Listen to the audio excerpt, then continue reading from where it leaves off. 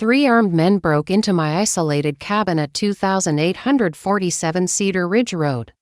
Betting that a frail 73-year-old woman living alone wouldn't survive their robbery gone wrong while planning to stage my death as a home invasion to cover their massive embezzlement scheme at Riverside Construction Company, never suspecting they were targeting Colonel Elena ice-cold Vasquez, former Special Operations Commander who had personally trained over 500 elite military operatives in advanced combat tactics, survival warfare, and tactical elimination protocols, who maintained direct relationships with federal investigators, military intelligence networks, and special forces units worldwide, and whose specialized expertise in counter-terrorism, tactical warfare, and elimination techniques would guarantee their immediate destruction through the most sophisticated military protocols ever deployed against civilian criminals, attempting to eliminate a decorated combat veteran whose for decades of lethal expertise would transform their confident murder plot into the most thoroughly documented case of criminal annihilation in law enforcement history. Before I reveal how I systematically hunted down each intruder using advanced military tactics that I had perfected through decades of special operations missions, documented every stolen financial record that exposed their $3.2 million embezzlement operation through forensic accounting techniques I had learned during my military intelligence training, coordinated their complete destruction through federal prosecution networks that I had personally helped establish during my 4 decades of service, implemented tactical elimination protocols that would result in federal charges for attempted murder, organized financial fraud, conspiracy to commit homicide, and criminal enterprise coordination that would destroy not just their pathetic robbery scheme but their entire lives, freedom, careers, family relationships, and any possibility of escaping the devastating consequences of targeting the one person in the entire Pacific Northwest whose specialized expertise in tactical combat, military intelligence coordination, federal law enforcement collaboration, and systematic criminal elimination would guarantee their immediate detection, comprehensive prosecution, and complete personal annihilation through the most sophisticated counter-terrorism and military justice protocols ever deployed against a civilian criminal enterprise that had made the catastrophic mistake of attempting murder against a decorated combat veteran, whose professional relationships with federal investigators, military intelligence specialists, special forces commanders, and international law enforcement coordinators would ensure that their systematic fraud and elimination conspiracy would trigger immediate, comprehensive military response, systematic federal investigation, and maximum prosecution rather than the simple evidence destruction and witness elimination that they were counting on for their criminal escape and financial salvation. Let me paint you the picture of what these 3 amateur criminals saw versus the terrifying reality they never suspected. A miscalculation so catastrophic and mathematically impossible that it would transform their systematic attempt to commit the perfect cover-up murder into the most thoroughly documented case of military justice delivered against civilian criminals in federal court history, providing prosecutors with irrefutable evidence for maximum sentences under federal organized crime and attempted murder statutes while simultaneously creating a landmark legal precedent for how decorated military veterans with active federal connections could systematically destroy criminal enterprises that attempted to exploit their apparent civilian vulnerability. To Marcus Chen, Bradley Rodriguez, and Tommy Tank Williams, 3 mid-level managers at Riverside Construction Company who had been systematically embezzling funds through fraudulent contractor payment, inflated material costs, phantom employee schemes, and systematic invoice manipulation for the past 18 months while building what they believed was an undetectable financial fraud operation that would eventually net them over $5 million before their planned retirement to non-extradition countries. I was just Elena Vasquez, the elderly widow who lived alone in the remote mountain cabin at 2847 Cedar Ridge Road, 15 miles outside Millfield Township in the heart of the Cascade Mountain wilderness, who had grown increasingly isolated since my husband Robert's sudden death from a heart attack 8 months earlier during what should have been our golden retirement years, who seemed like the perfect patsy for their desperate cover-up scheme when their embezzlement operation was accidentally discovered during the company's surprise internal audit, scheduled for Monday morning, that would expose their systematic theft and trigger immediate federal investigation, who clearly needed to be eliminated before she could reveal the incriminating evidence of their financial crimes that she had accidentally uncovered through her late husband's extensive construction consultation work and his meticulous record-keeping habits that had documented every suspicious transaction and fraudulent payment over the past 2 years, and who would obviously be an easy target for 3 strong men in their 40s executing what they believed would be a simple home invasion murder that would eliminate the only civilian witness to their massive fraud operation while providing them the comprehensive evidence destruction they desperately needed to escape federal prosecution, inherit their stolen millions through carefully planned asset transfers, and disappear permanently to international havens with no extradition treaties before law enforcement could connect their system attic theft to the convenient tragic robbery that would claim the life of an isolated elderly woman who had the profound misfortune of discovering their criminal enterprise through her deceased husband's business records, financial documentation, and professional relationships with honest contractors who had unknowingly provided evidence of the systematic fraud operation.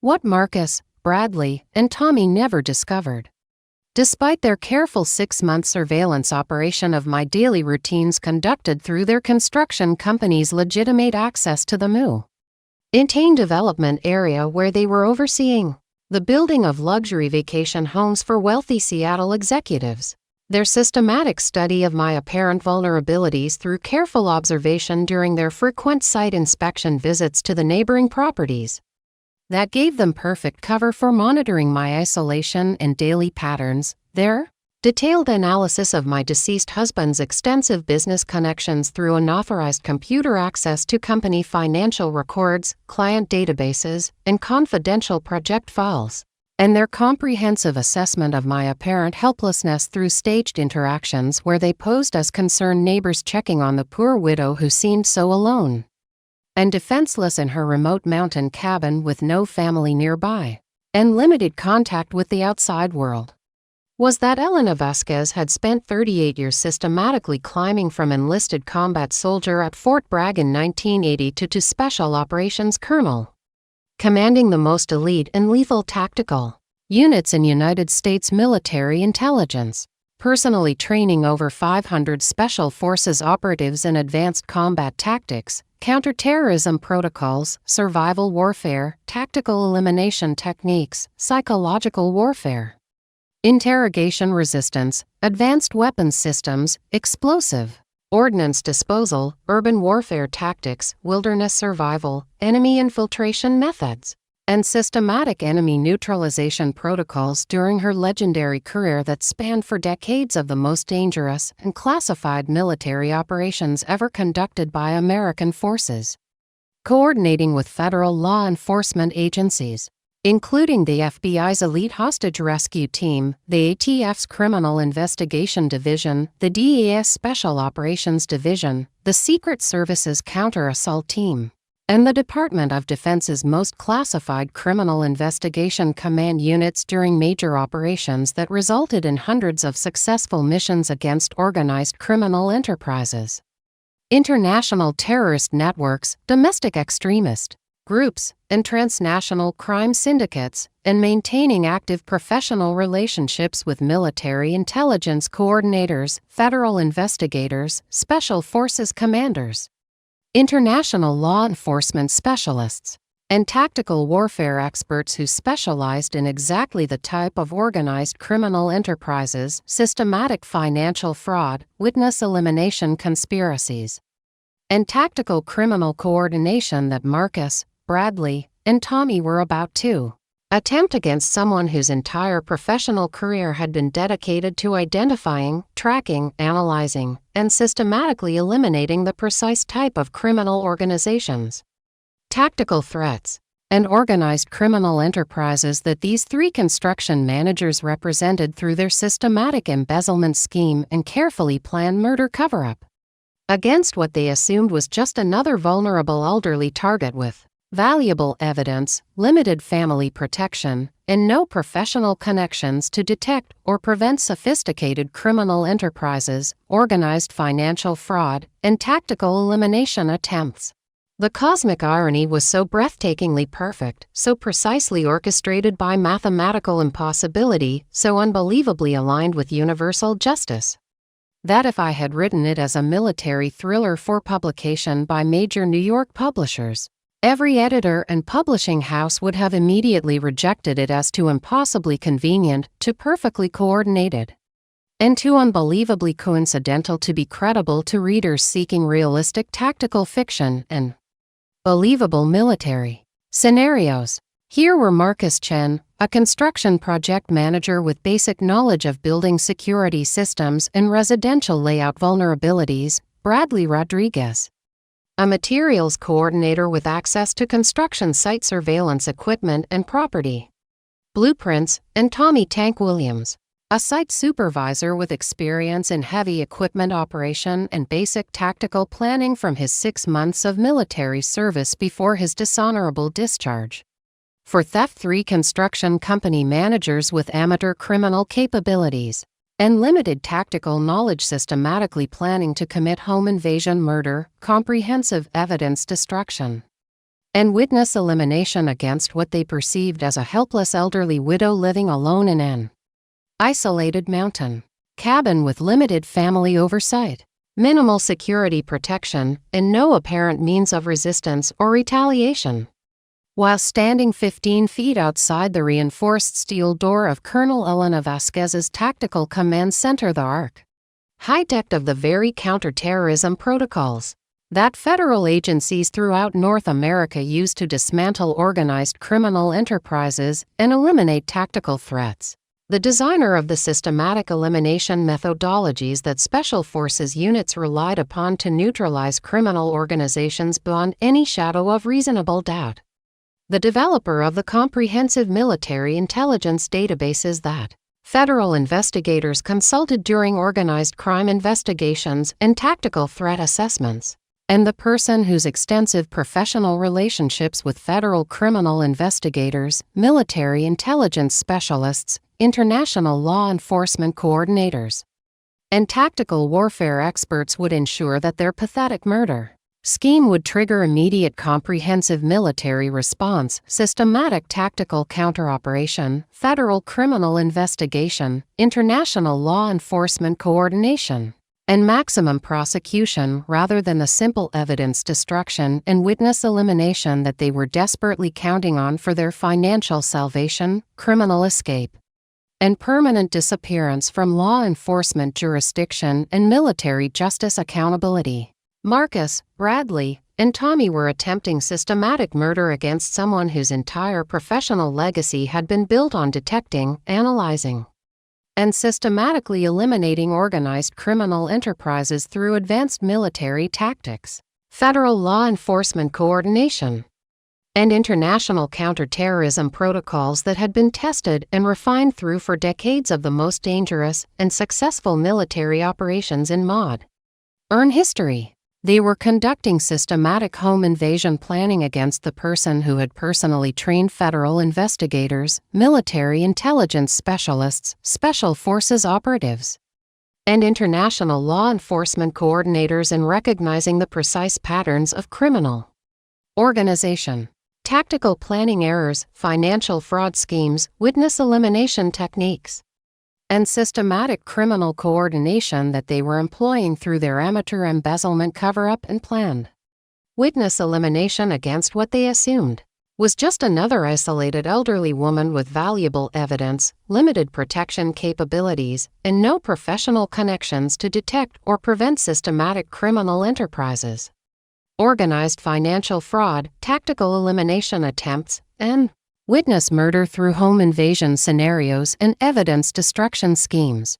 The systematic methodology that Marcus, Bradley, and Tommy were employing to commit murder against me through home invasion elimination was virtually identical to the criminal patterns that I had spent for decades studying, analyzing, documenting, and systematically neutralizing through military intelligence analysis, tactical counter-operations, comprehensive federal investigation protocols, and international law enforcement coordination during my legendary career commanding the most elite special operations units in American military history. Their basic tactical planning matched elementary case studies that I had personally developed for military intelligence training programs, federal law enforcement counterterrorism courses, international law enforcement coordination seminars, and Special Forces tactical education curricula that were now used throughout North America and allied nations. Their rudimentary financial fraud methods followed predictable patterns that I had identified and systematically dismantled in organized criminal enterprises. During my extensive collaboration with federal agencies, international law enforcement operations, military intelligence investigations, and cross-border criminal network elimination campaigns, their amateur coordination of systematic evidence destruction with witness elimination and criminal escape planning replicated criminal organizations that I had successfully dismantled. Through comprehensive military operations, systematic tactical analysis, federal prosecution coordination, and international law enforcement collaboration resulting in federal prosecutions, maximum sentences, complete asset forfeiture, and landmark legal precedents for systematic financial fraud, organized criminal enterprises, witness elimination conspiracies, and attempted murder through tactical elimination involving isolated targets with valuable evidence and limited family protection systems. Their misplaced professional confidence in their ability to commit undetected murder was based on their combined 15 years of experience in construction management. With legitimate access to residential security systems, their superficial knowledge of isolated mountain properties through their routine business development work in luxury vacation home construction, their systematic observation of my daily routines and carefully cultivated apparent vulnerabilities that I had deliberately displayed during their surveillance operations, and their amateur assumption that elderly widows living alone in remote mountain locations represented ideal targets for systematic elimination through home invasion. That would appear to investigating authorities as random violent crime rather than coordinated evidence destruction and witness elimination executed by criminal professionals with inside knowledge and tactical planning capabilities.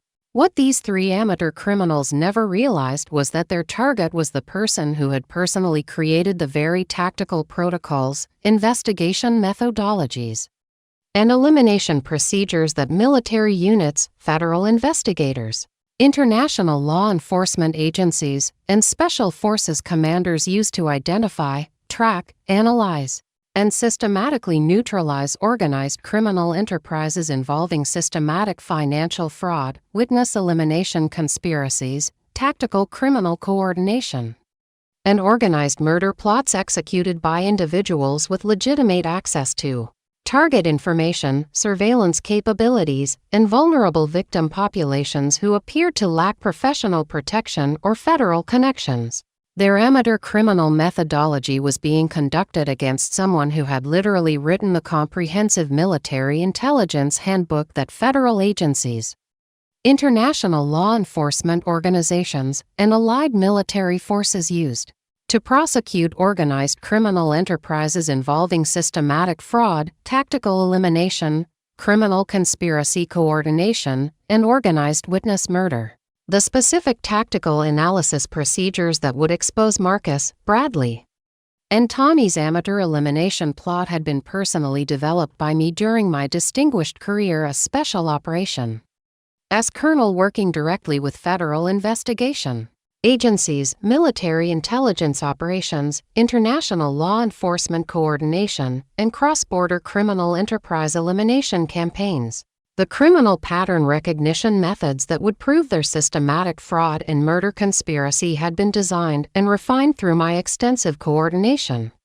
with federal law enforcement agencies, military intelligence offices, international investigation units, and special forces tactical analysis teams during major organized crime prosecutions involving financial fraud perpetrators, criminal elimination specialists, and tactical coordination experts with professional capabilities. Far exceeding these three amateur construction managers, the systematic examination of their pathetic embezzlement scheme would be conducted using advanced analytical methodologies that I had created specifically for prosecution of organized criminal enterprises involving legitimate business access, systematic financial manipulation, witness elimination conspiracies, and criminal coordination networks spanning multiple jurisdictions and international boundaries.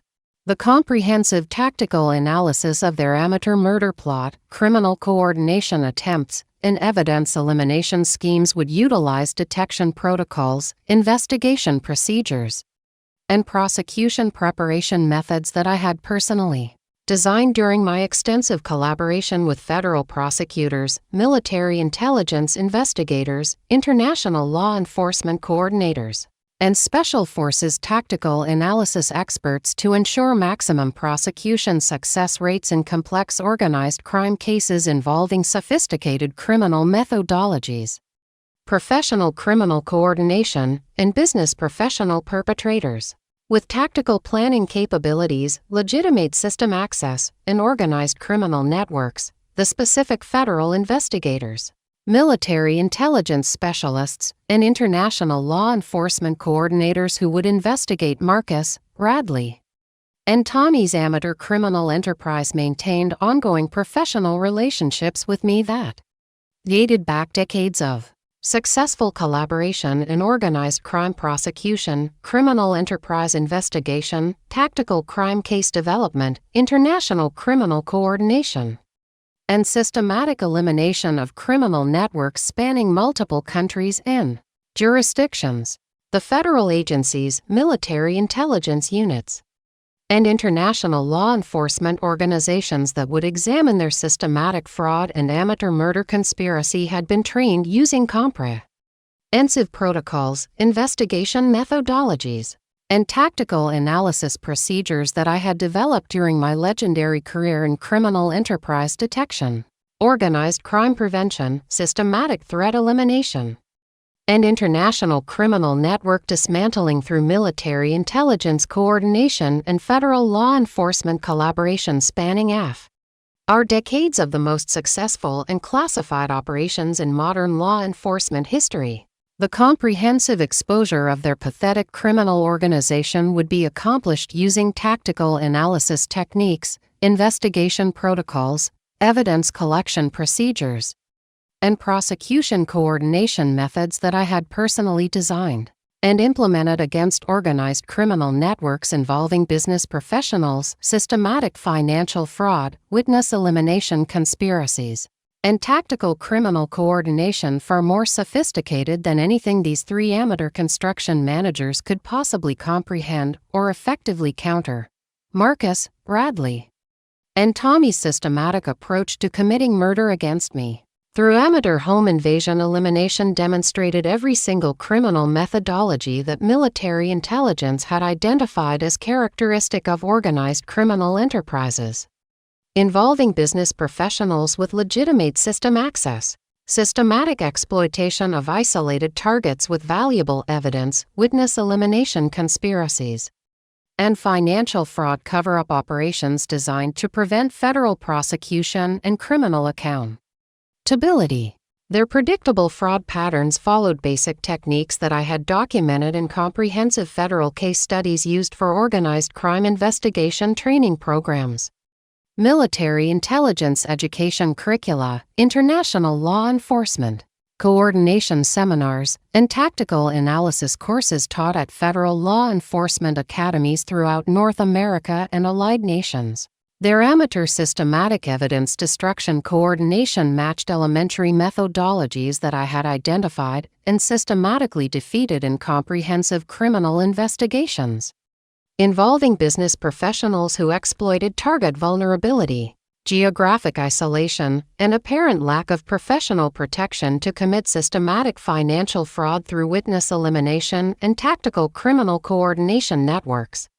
Their pathetic coordination of systematic financial crimes with amateur murder planning, evidence destruction attempts, and criminal escape procedures replicated criminal enterprises that I had successfully eliminated through systematic military tactical analysis, federal court testimony, international law enforcement coordination, and comprehensive prosecution support resulting in maximum sentences, complete asset forfeiture, criminal network dismantling, and landmark legal precedents for organized criminal enterprises involving business professional exploitation of legitimate access, tactical knowledge abuse, systematic fraud coordination, and elimination crimes against isolated targets with substantial evidence, valuable information, and trusting professional relationships who relied upon business professional recommendations, legitimate system access, and apparent community safety for security and protection decisions. The timing of Marcus, Bradley,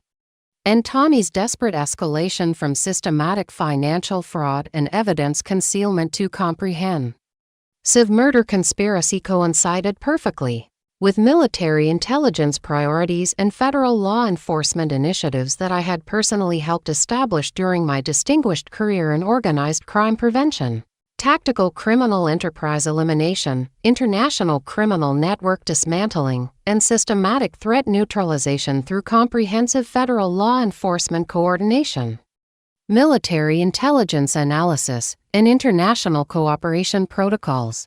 Military agencies, federal investigation units, and international law enforcement organizations were actively seeking evidence of organized criminal networks involving business professionals with legitimate system access, and their systematic fraud operation combined with amateur murder plot would provide exactly the type of comprehensive evidence that federal prosecutors, military justice coordinators, and international law enforcement specialists needed to secure maximum sentences against coordinated criminal enterprises involving business professional exploitation of isolated targets, systematic financial manipulation, witness elimination conspiracies, and tactical criminal coordination through home invasion murder and evidence destruction schemes designed to prevent federal prosecution and criminal accountability.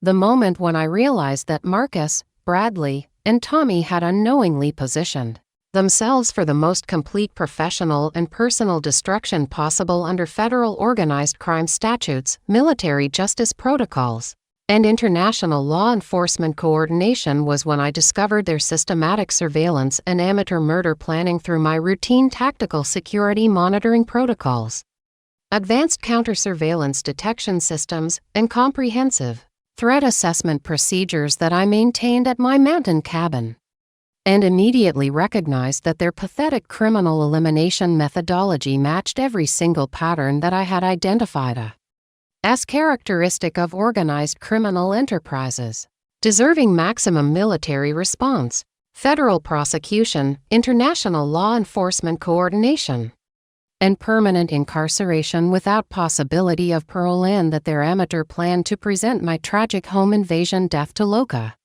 law enforcement would place them directly under the immediate investigative scrutiny of the military intelligence specialists, federal investigators, international law enforcement coordinators, and tactical warfare experts who had worked most closely with me on complex organized crime cases throughout my 4-decade career and would immediately recognize both the criminal methodology and the supposedly deceased victim whose legendary tactical expertise had helped them prosecute hundreds of similar criminal enterprises. Over the past 38 years of professional collaboration in criminal prosecution, military intelligence operations, organized crime prevention, international law enforcement coordination, and systematic criminal elimination through advanced tactical analysis and federal criminal investigation protocols, they had absolutely no idea that their confident murder plot was about to collide with 4 decades of lethal military expertise, federal authority, and international law enforcement coordination. Their systematic criminal planning would encounter tactical superiority that had been tested and refined through the most dangerous military operations in modern history. Their amateur elimination conspiracy would meet comprehensive counter-terrorism protocols developed through decades of successful special operations missions. Their pathetic organized fraud would face systematic military intelligence analysis that had dismantled criminal networks spanning multiple countries and jurisdictions. Marcus, Bradley, and Tommy were about to discover that some elderly widows are decorated combat veterans with active federal authority, comprehensive tactical elimination expertise, and immediate access to military intelligence networks spanning the globe. Their confident bet that I wouldn't survive the night was about to become my ironclad guarantee that they would never survive the devastating consequences of their catastrophic miscalculation. The cosmic justice was perfectly aligned with mathematical precision. 3 amateur criminals with basic construction management experience against 1 professional warrior with 4 decades of tactical superiority. Their amateur criminal confidence against my legendary military expertise, their pathetic murder plot against my comprehensive elimination protocols that had been tested and perfected through the most successful military operations in American history. They thought they were eliminating a vulnerable witness to their financial crimes. Actually, they were about to face a decorated combat veteran whose entire legendary career had been built on systematic destroying criminal enterprises exactly like theirs through military tactics, federal prosecution, and international law enforcement coordination that would guarantee their complete annihilation. The night they chose for my elimination would become the night of their complete and permanent destruction. To Marcus Chen, Bradley Rodriguez, and Tommy Williams, I was just Elena Vasquez, a frail 73-year-old widow living alone in the isolated mountain cabin, someone who seemed like the perfect target for their desperate scheme. They saw exactly what I wanted them to see during our carefully orchestrated encounters over the past 6 months. An elderly woman who appeared overwhelmed by solitude, someone who seemed grateful for any human contact, a vulnerable target with no apparent defenses or professional connections. Marcus first encountered me during his legitimate site inspection of the neighboring Clearwater Ridge development project in February. He was conducting routine surveys for the luxury vacation homes that Riverside Construction was building for wealthy Seattle tech executives. His company had a $15 million contract to develop the entire mountainside into exclusive retreat properties. I was outside my cabin that morning, struggling with what appeared to be a broken porch railing. My movements were deliberately slow and uncertain. I wore thick glasses that made me squint at everything. My gray hair was disheveled, and I dressed in oversized, outdated clothing that made me appear smaller and more fragile than my actual physical condition. "Ma'am, do you need some help with that?" Marcus called out from his company truck. He had pulled over on the dirt access road that wound past my property toward the construction sites higher up the mountain. "Oh, that's very kind of you," I replied, affecting the slightly wavering voice of someone dealing with age-related frailty. "I'm afraid I'm not very handy with these things anymore. My husband Robert used to take care of all the repairs." Marcus approached with what he believed was genuine concern. He was a compact man in his early 40s, with prematurely graying hair and the soft build of someone who spent more time behind a desk than in physical labor. His construction company uniform was always immaculate, and he carried himself with the confident air of middle management. "Let me take a look at that for you," he offered, examining the railing that I had carefully loosened that morning as part of my performance. "This just needs a few screws tightened up, no problem at all," while Marcus worked on the fabricated repair. I began what would become 6 months of carefully constructed vulnerability demonstrations. I mentioned how lonely it had been since Robert's death, how I sometimes went days without speaking to another person, how the isolation was becoming more difficult to manage as I aged. "You're all alone up here?" Marcus asked, his interest clearly piqued by information that would prove crucial to their eventual planning. "Oh yes," I replied with practiced melancholy. "Robert and I bought this place for our retirement. We thought we'd have many years together here. But after his heart attack, I let my voice trail off in apparent grief.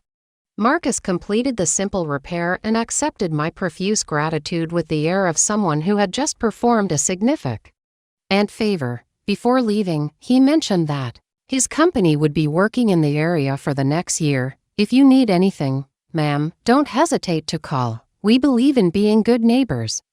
That encounter established the foundation for everything that followed. Marcus returned 2 weeks later with Bradley Rodriguez, ostensibly to check on how the railing repair was holding up. Bradley was taller than Marcus, with the lean build of someone who had done physical labor in his younger years. He served as materials coordinator for Riverside Construction, which gave him access to equipment, vehicles, and construction schedules throughout the mountain development area. "This is my colleague Bradley," Marcus introduced. He wanted to make sure we did a good job on that railing. Bradley's assessment was more systematic than Marcus's initial encounter, while he made polite conversation about the repair. I noticed his eyes cataloging details about my property. The isolation of the location, the single-access road, the absence of security systems or outdoor lighting, the apparent lack of neighbors within sight or hearing distance. I continued my performance, appearing grateful for their attention while providing carefully selected information about my circumstances. I mentioned that my only family lived across the country, that I rarely used the telephone because the reception was poor, that I preferred the simple life and didn't trust modern technology like computers or cell phones. "Mrs. Vasquez, you should really consider getting some kind of security system," Bradley suggested with apparent concern. "It's not safe for a woman alone in such an isolated location."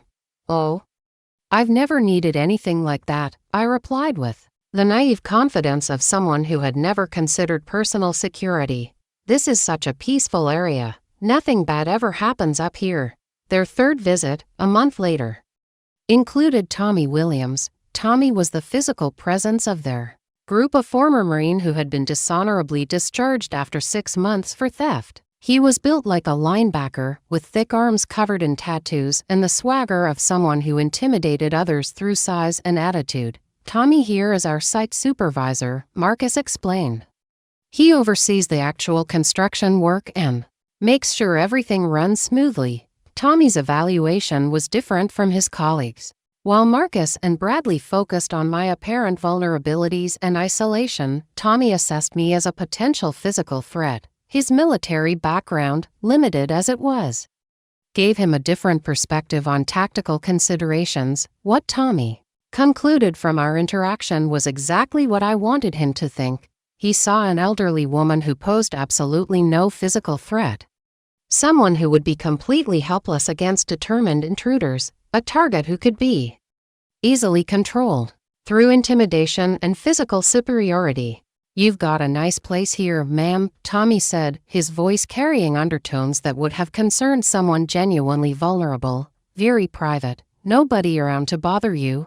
"Yes, I do appreciate the privacy," I agreed, maintaining my facade of innocent trust. Robert and I specifically chose this location because we wanted to be away from all the noise and commotion of town life.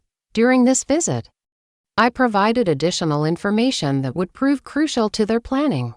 I mentioned that I typically went to bed early and slept soundly, that I often forgot to lock doors because I felt so safe in the isolated location, that I kept important papers and documents in Robert's old desk because I didn't trust banks entirely. The papers I referenced were actually the evidence of their embezzlement scheme that my husband had discovered before his death.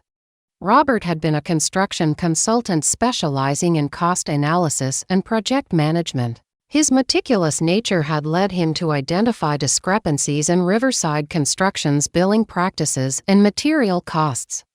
The documentation he compiled would have exposed their entire operation if submitted to the proper authorities. Marcus, Bradley, and Tommy had no idea that I possessed this evidence until their company's accounting department discovered Robert's investigation files among the papers returned after his death. A junior accountant, reviewing old consulting contracts, had inadvertently revealed the existence of Robert's analysis to Marcus during a routine project meeting. Their fourth visit occurred in late spring. by which time they had clearly shifted from neighborly concern to systematic reconnaissance.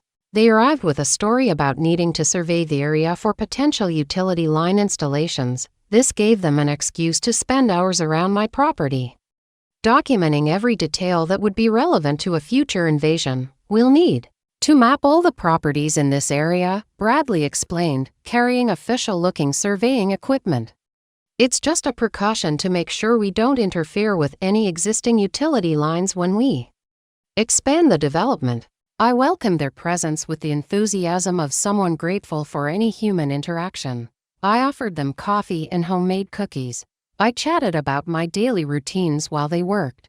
I provided them with a comprehensive understanding of my apparent vulnerabilities and limitations. What I actually provided was carefully calculated misinformation designed to support their criminal planning while setting them up for the devastating encounter they would face when they attempted to execute their murder scheme. I told them about my poor hearing, which would explain why I might not detect their approach until they were already inside. I mentioned my failing eyesight, which would suggest I couldn't identify them even if I survived their attack. I described my arthritis and mobility problems, which would indicate I couldn't physically resist or escape. Every detail was a deliberate fabrication designed to increase their confidence while simultaneously providing me with intelligence about their capabilities, coordination, and planning methods. Their systematic approach to reconnaissance revealed their amateur status while confirming that they were indeed planning something far more serious than simple theft. Marcus demonstrated his role as the strategic planner. He asked subtle questions about my routines, my schedule, and my contact with the outside world. His inquiries were designed to identify optimal timing for their operation while ensuring minimal risk of detection or interruption.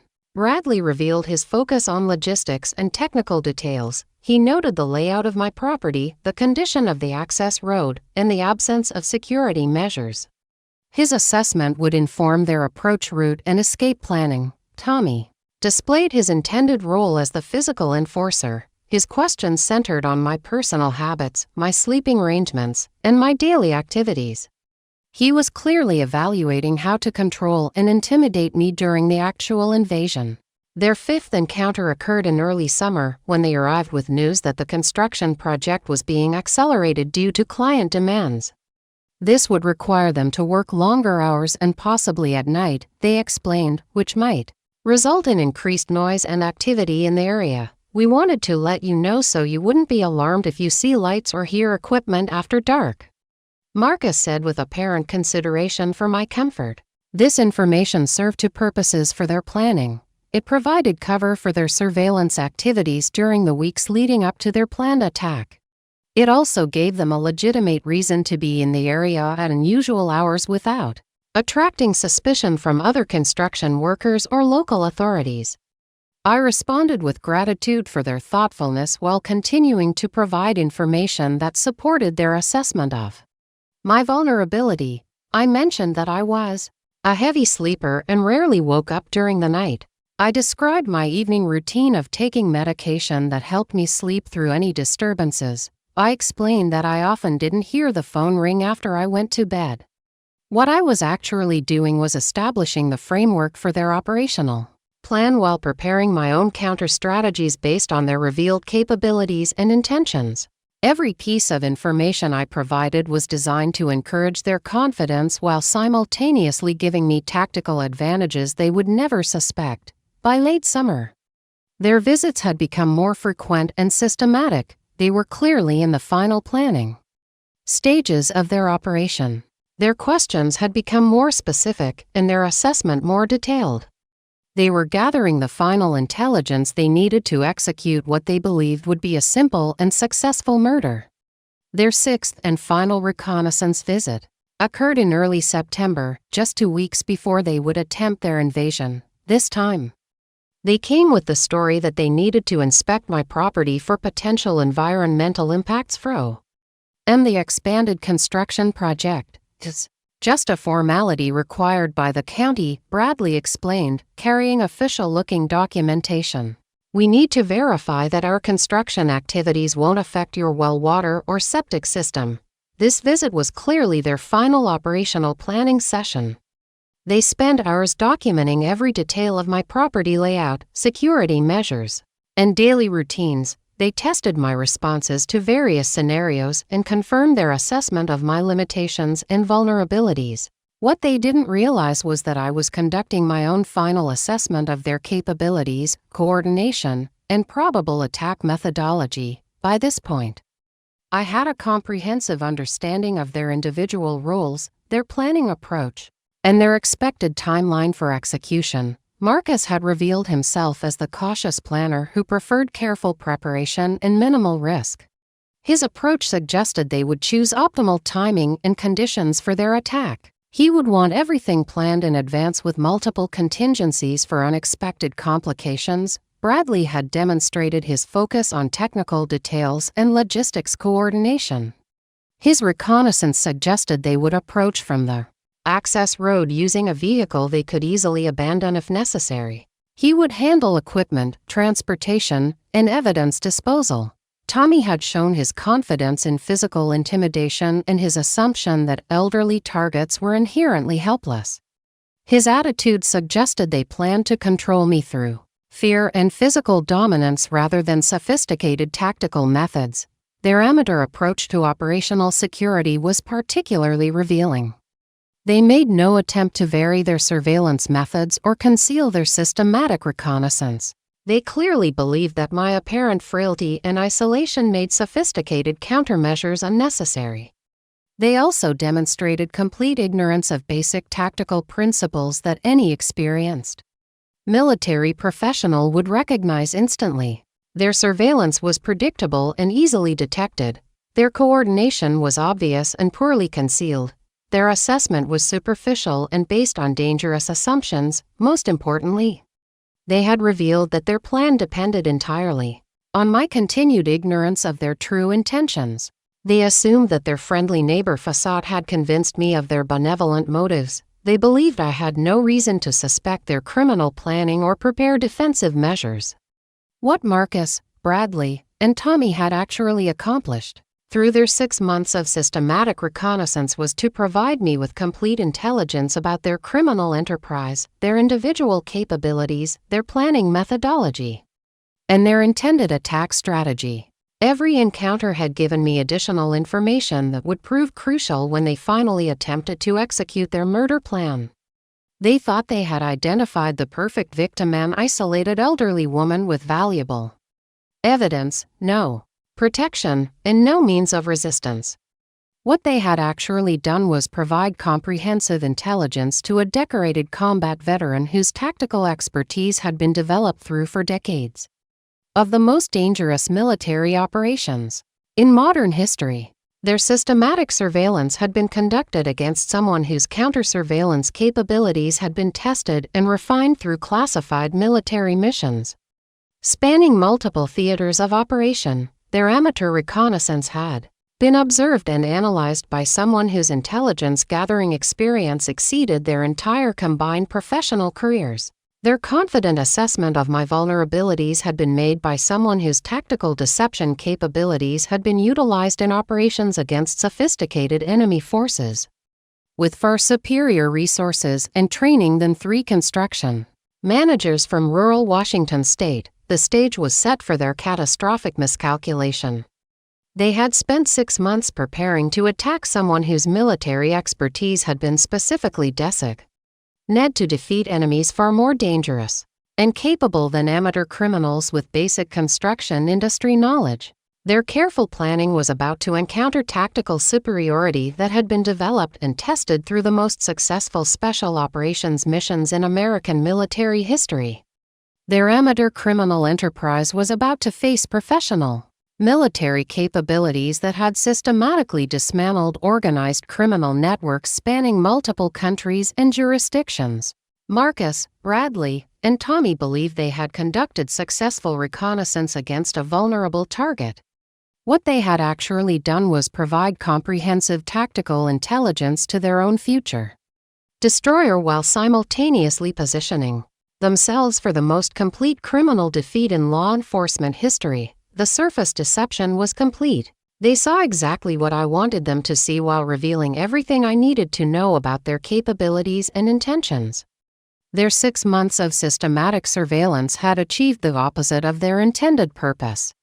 Instead of identifying a perfect victim, they had educated a perfect predator about their weaknesses, their planning methods, and their attack strategy, instead of gathering intelligence for a successful murder. They had provided comprehensive information for their own systematic destruction. The amateur criminals thought they had found their ideal target. The professional warrior had identified her next victims. Marcus Chen's criminal assessment of me began with desperation masked as professional competence. His position as senior project manager at Riverside Construction Company had provided him with the perfect cover for what had become an increasingly sophisticated embezzlement operation.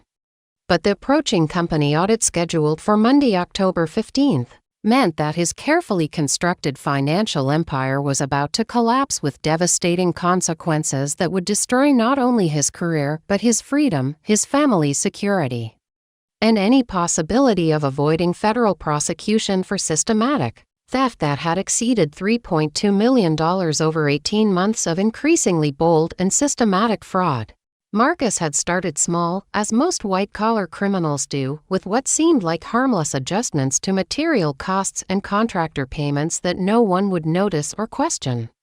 His MBA from University of Washington and 15 years of construction industry experience had given him intimate knowledge of project budgeting, vendor relationships, and financial oversight procedures that made small-scale fraud seem almost effortless.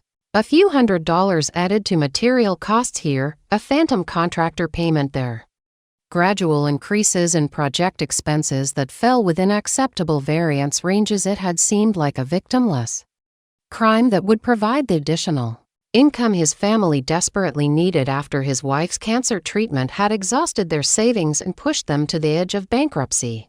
But financial fraud, like any addiction, demands increasingly larger amounts to maintain the same psychological satisfaction and practical benefit.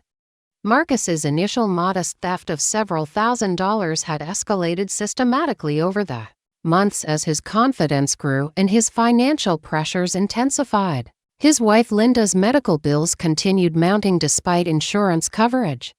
His daughter Sarah's college tuition at Stanford University required payments that strained their legitimate income beyond sustainability. His son Michael's special needs therapy and educational support demanded resources that their family budget simply couldn't accommodate without supplemental income from his increasingly systematic theft. By the time Marcus realized the full scope of his criminal enterprise, he had created a complex web of fraudulent transactions, phantom vendors, inflated material costs, and falsified project expenses that totaled over $3.2 million in systematic theft. His sophisticated understanding of construction industry financial practices had allowed him to create what appeared to be legitimate business expenses while actually funneling money into personal accounts through carefully constructed shell companies and fraudulent vendor relationships. Marcus's criminal methodology had become increasingly sophisticated as his theft amounts grew larger and his confidence in his ability to avoid detection increased. He had established 3 shell companies with legitimate-sounding names: Mountain West Material Supply, Cascade Construction Services, and Northwest Building Solutions.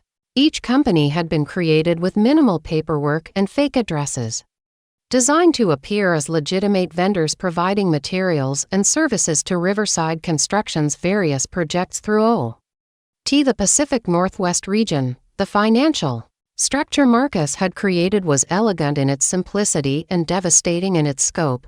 He would submit purchase orders for materials from his shell companies at inflated prices, approve the payments through his managerial authority, and deposit the checks into accounts he controlled under the business names he had created. The materials would actually be purchased from legitimate vendors at much lower costs, with the difference representing pure profit that Marcus diverted to personal accounts for his family's use. His vendor fraud scheme had become even more sophisticated over time, incorporating elements that demonstrated his growing confidence and his systematic approach to criminal enterprise. Marcus had learned to create multiple invoices for the same materials, billing different projects for identical expenses while ensuring that the paperwork appeared legitimate to casual inspection. He had developed relationships with legitimate contractors who would provide services at reduced rates in exchange for cash payments, allowing him to bill Riverside Construction at full rates while pocketing the difference through his shell company. Intermediaries. The phantom employee scheme Marcus had implemented represented the pinnacle of his criminal sophistication and his growing boldness in exploiting his managerial authority. He had created fictional employees on project payrolls, complete with fake social security numbers, legitimate appearing personnel files, and systematic payroll deposits to accounts he controlled. These phantom workers were assigned to large construction sites where individual worker tracking was difficult and where Marcus's supervisory authority allowed him to approve timesheets and payroll without detailed verification from other managers or accounting personnel. Marcus's systematic approach to documentation had been crucial to maintaining his fraud operation without detection during routine financial reviews and project audits. He had learned to create comprehensive paper trails that would satisfy casual inspection while actually representing completely fraudulent transactions. His invoices included detailed line items for materials that were never delivered, services that were never performed, and workers who never existed. His purchase orders referenced legitimate industry standard pricing while actually representing inflated costs that generated substantial profit margins for his personal benefit. The psychological transformation that Marcus had undergone during his 18 months of systematic theft was as dramatic as the financial scope of his criminal enterprise. His initial guilt and anxiety about small-scale fraud had gradually been replaced by confidence and even pride in his ability to manipulate complex financial systems without detection. He had begun to see himself as cleverly exploiting a system that was designed to benefit wealthy construction company owners at the expense of dedicated employees like himself who deserved better compensation for their expertise and hard work. Marcus's rationalization for his criminal behavior had become increasingly elaborate and self-serving as his theft amounts grew larger and his criminal methodology became more sophisticated. He convinced himself that Riverside Construction's wealthy owners could easily afford the losses he was creating, that his theft was actually a form of deserved compensation for years of underpayment, and that his family's medical and educational expenses justified whatever means were necessary to provide the financial resources they needed for basic security and opportunity. But Marcus's criminal confidence had been shattered completely when Jennifer Walsh, the company's new chief financial officer, announced that she would be conducting a comprehensive audit of all project expenses and vendor relationships as part of her effort to improve financial oversight and reduce operational costs. Jennifer had been hired specifically because of her reputation for detecting financial irregularities and her expertise in forensic accounting that had exposed fraud in her previous positions with other construction companies throughout the region. The audit that Jennifer announced would begin immediately after the Columbus Day weekend would involve detailed examination of all vendor relationships, comprehensive review of material costs and contractor payments, systematic analysis of payroll records and employee documentation, and complete verification of project expenses against industry standard pricing models. This type of comprehensive financial analysis would inevitably expose every element of Marcus's sophisticated fraud operation within days of its implementation. Marcus realized that his systematic theft would be discovered beyond any possibility of concealment or explanation. The shell companies he had created would be exposed as fraudulent when Jennifer attempted to verify their business licenses and physical locations. The inflated material costs would be revealed when she compared his purchase orders against industry standard pricing databases. The phantom employees would be discovered when she attempted to verify social security numbers and employment documentation. The consequences Marcus faced from the discovery of his systematic theft were devastating in their scope and permanent in their impact. Federal prosecution for embezzlement exceeding $1 million would result in mandatory minimum sentences of multiple years in federal prison. Professional destruction would include permanent termination from Riverside Construction, industry-wide blacklisting that would prevent future employment in construction management, and professional license revocation that would eliminate his career prospects in any related field. Financial ruin would be immediate and complete. Asset forfeiture procedures would seize his home, vehicles, investment accounts, and any other property that could be traced to his criminal proceeds. His wife Linda's ongoing medical treatment would become impossible to afford without insurance coverage from his employment. His children's educational opportunities would be destroyed by the family's financial collapse and social disgrace.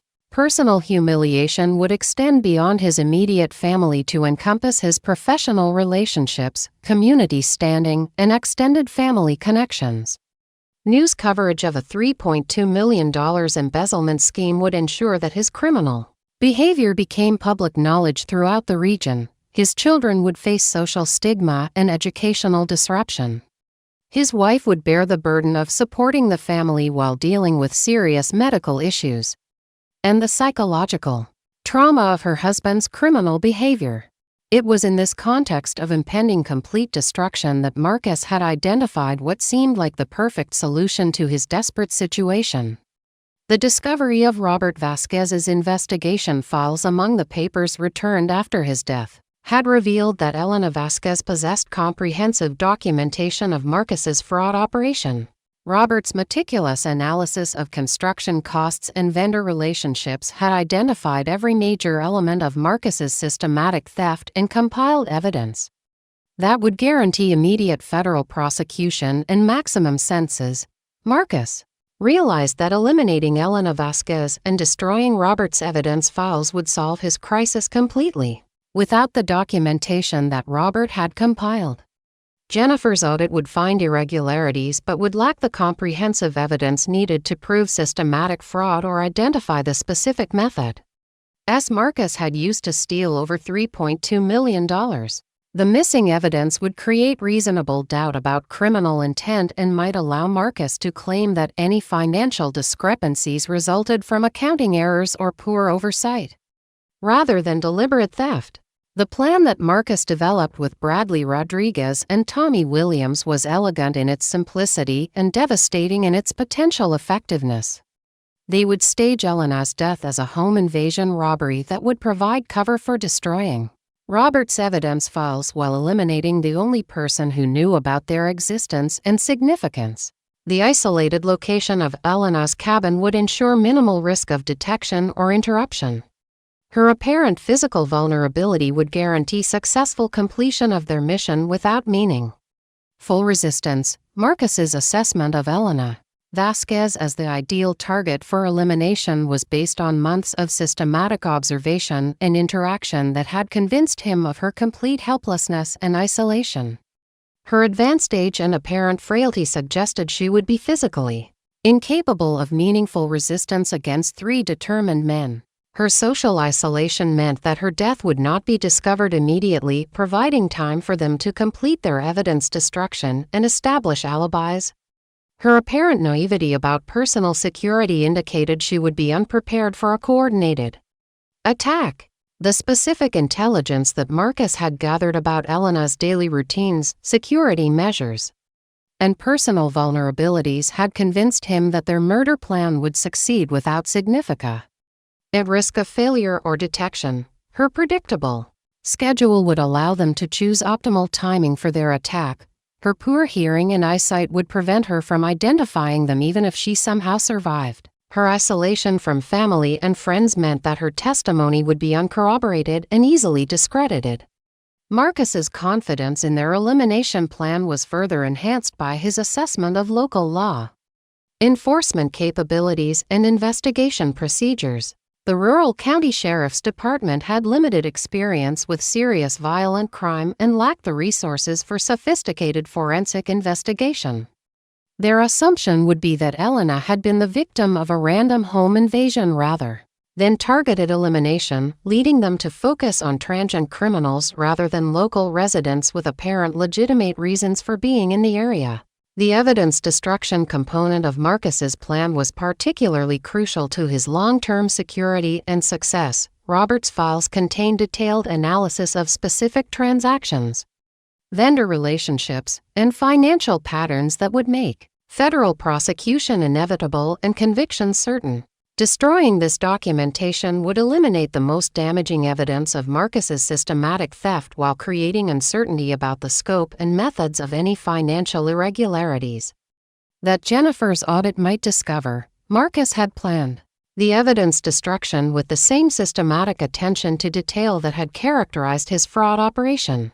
They would locate Robert's files using Elena's cooperation before eliminating her, ensuring that they destroyed all copies of his analysis and supporting documentation. They would also eliminate Elena's computer and any other potential sources of backup copies or additional evidence. The fire they would start after completing their mission would destroy any remaining traces of Robert's investigation while providing additional cover for their activities. The timeline Marcus had established for their operation was designed to maximize their chances of success while minimizing the risk of detection or complications. They would execute their plan on a Friday night when construction activity in the area would be minimal and their presence would be less likely to attract attention from other workers or security personnel. The weekend would provide additional time before Elena's death was discovered, allowing them to establish strong alibis and complete any necessary cleanup of evidence linking them to the crime. Marcus's coordination with Bradley Rodriguez and Tommy Williams had been careful and systematic, with each person assigned specific roles based on their individual capabilities and access to necessary resources. Bradley's responsibilities included providing transportation, surveillance equipment, and technical support for evidence destruction. Tommy's role focused on physical control of Elena and completion of the elimination, while Marcus coordinated overall strategy and ensured completion of their evidence destruction objectives. The weapons and equipment Marcus had assembled for their operation reflected his systematic approach to criminal planning and his determination to ensure success regardless of complications or unexpected resistance. They would be armed with firearms sufficient to overcome any potential resistance while maintaining the appearance of a home invasion motivated by robbery rather than targeted elimination. Their equipment would include tools for evidence destruction, materials for starting the cover fire, and communication devices for coordination during the operation. Marcus's preparation for post-operation security had been as detailed as his planning for the elimination itself. They had established alibis that would place them at legitimate locations during the time of Elena's death. They had prepared explanations for any potential evidence that might link them to the crime scene. They had identified disposal methods for weapons and equipment that would prevent their recovery by investigators. The financial benefits Marcus expected from successful completion of their elimination plan extended far beyond simple avoidance of criminal prosecution. Destroying Robert's evidence would allow him to continue his embezzlement operation with improved security measures and reduced risk of detection.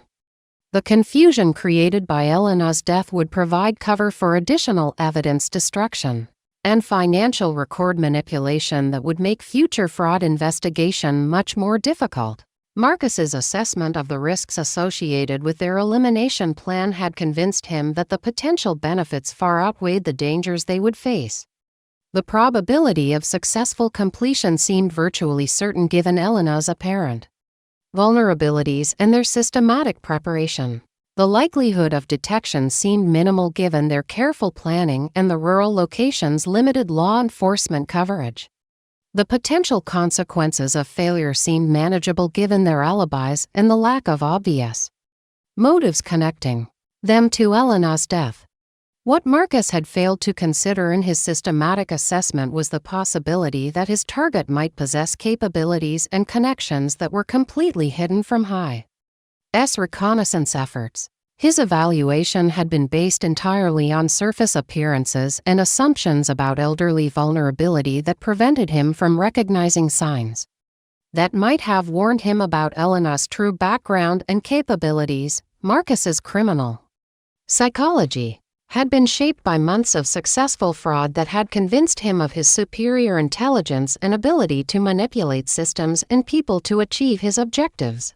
His growing confidence in his criminal capabilities had blinded him to the possibility that other people might possess superior knowledge, training, and resources that could defeat his plans regardless of their apparent sophistication and systematic preparation. The systematic assessment that Marcus, Bradley, and Tommy had conducted over 6 months of surveillance and interaction had provided them with comprehensive intelligence about Elena's apparent vulnerabilities while completely failing to detect any signs of her actual capabilities or professional background. Their confidence in their elimination plan was based on fundamental misunderstanding of their target's true nature and catastrophic underestimation of the resources she could deploy against their criminal enterprise. Marcus Chen believed he had identified the perfect solution to his desperate situation. What he had actually done was identify the perfect destroyer of his criminal enterprise and position himself for the most complete personal and professional annihilation possible under federal law. His systematic assessment had achieved the opposite of its intended purpose while providing his target with comprehensive intelligence about his criminal methods, coordination capabilities, and elimination planning. The amateur criminal thought he had found his salvation. The professional warrior had identified her next target for systematic destruction.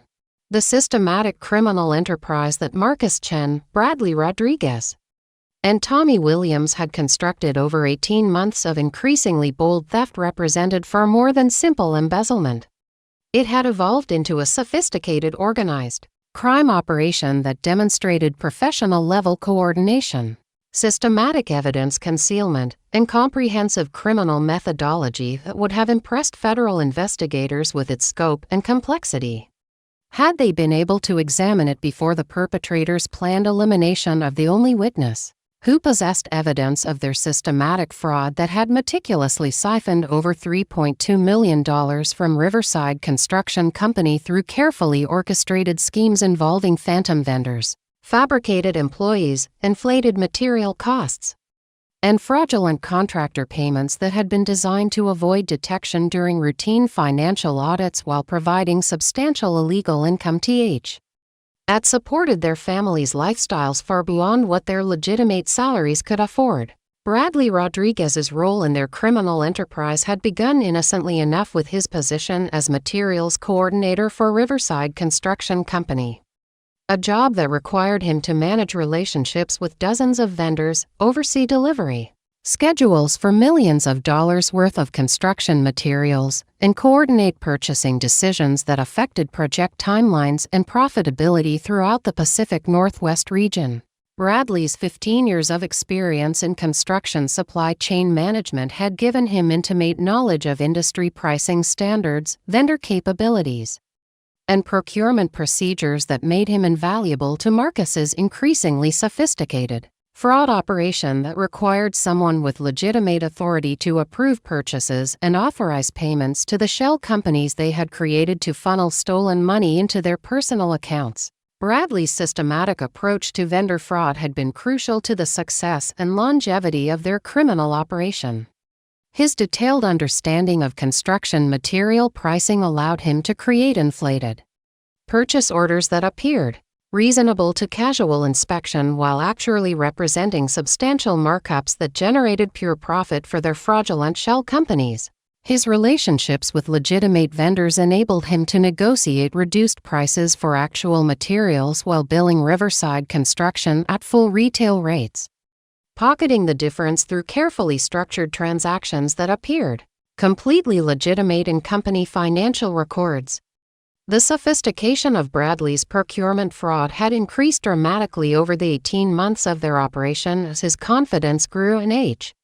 His understanding of company oversight procedures allowed him to identify vulnerabilities that could be exploited for increasingly large-scale theft. His initial small adjustments to material costs had evolved into comprehensive fraud schemes involving multiple shell companies, complex transaction structures, and systematic manipulation of vendor relationships that generated hundreds of thousands of dollars in illegal profit while maintaining the appearance of legitimate business operations.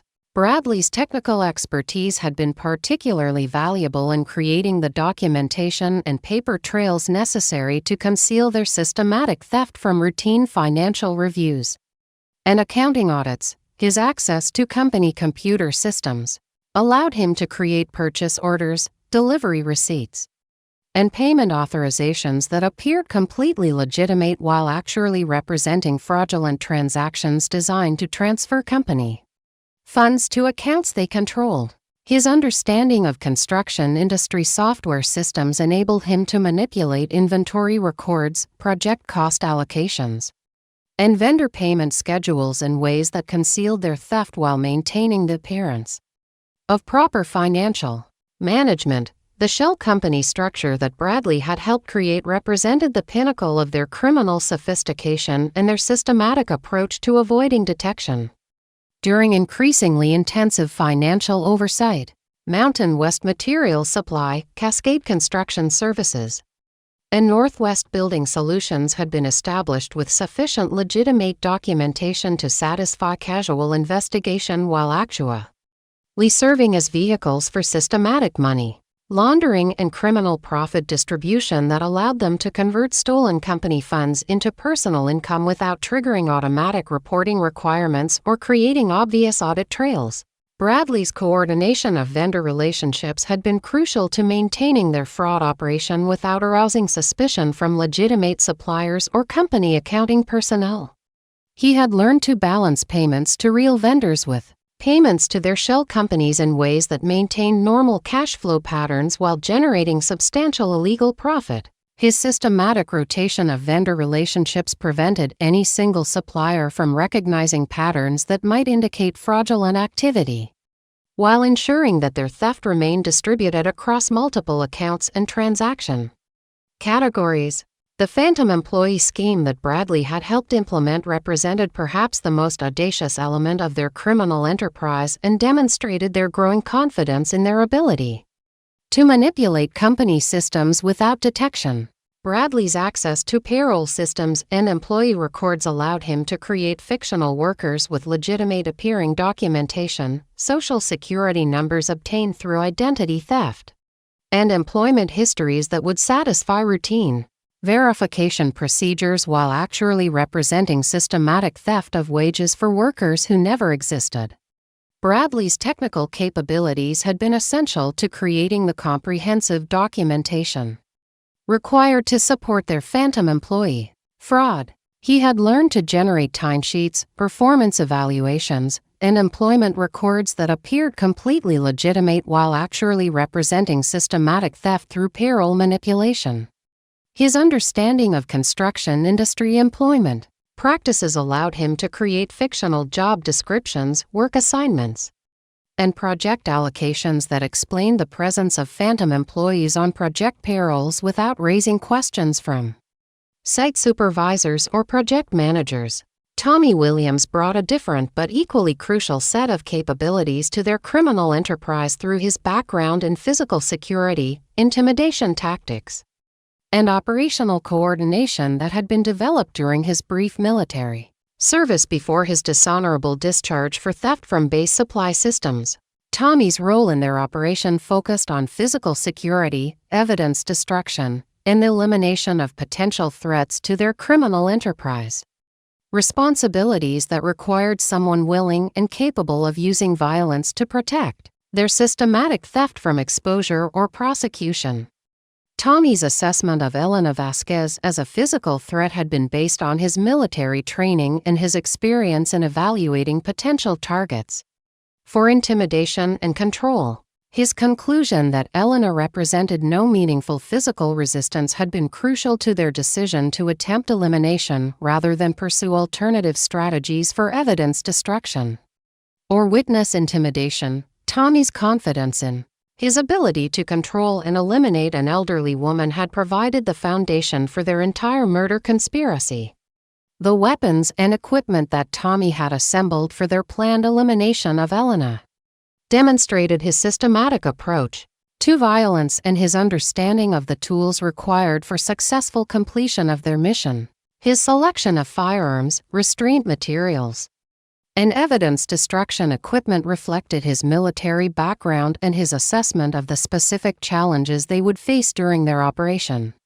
Tommy's preparation included contingency planning for unexpected resistance, witness control, and post-operation evidence cleanup that would prevent their detection by investigators.